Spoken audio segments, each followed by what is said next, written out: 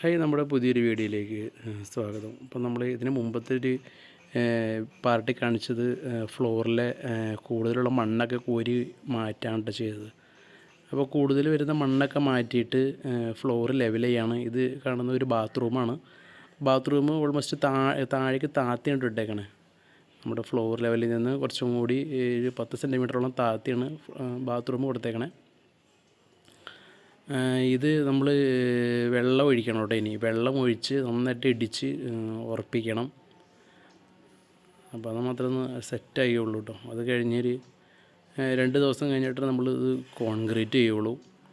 ഇവിടെ കംപ്ലീറ്റ് വെള്ളം ഒഴിച്ച് ഇട്ടേക്കാണ് വരുന്നത്.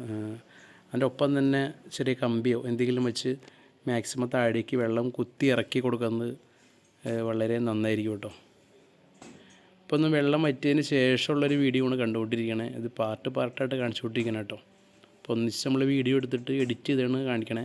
അപ്പോൾ വെള്ളം വലിഞ്ഞു, ഏകദേശം വെള്ളം വലിഞ്ഞിട്ട് ഇടിച്ച് ഉറപ്പിക്കാൻ കേട്ടോ.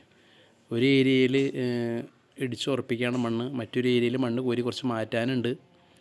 ഇതൊരു ബെഡ്റൂമാണ് വരുന്നത്. അപ്പോൾ നമ്മൾ ഈ ഒരു ജനാല അവിടെ വച്ചിട്ടുണ്ടായിരുന്നില്ല. വേറെ കാരണമൊന്നുമല്ല, ഇത് ഇപ്പോൾ മണ്ണ് കോരി ഇവർക്കത് ചുമന്ന് കൊണ്ടുപോകാൻ ബുദ്ധിമുട്ടായതുകൊണ്ടാണ് ഈ ജനൽ വയ്ക്കാണ്ടിരുന്നത്. അപ്പോൾ ഈ ഫ്ലോറിലെ മറ്റുള്ള എല്ലാം മണ്ണ് ഈ ജനൽ വഴി പുറത്തേക്ക് ഇടാൻ പറ്റും. അതുകൊണ്ടാണ് ജനൽ വയ്ക്കാണ്ടിരുന്നത്. പിന്നെ മറ്റൊരു കാര്യം ശ്രദ്ധിക്കുക, നമ്മുടെ ഈ ചെതൽ പിടിക്കാണ്ടിരിക്കാനുള്ള ഒരു മരുന്നും ഒഴിച്ചു കൊടുക്കണം കേട്ടോ.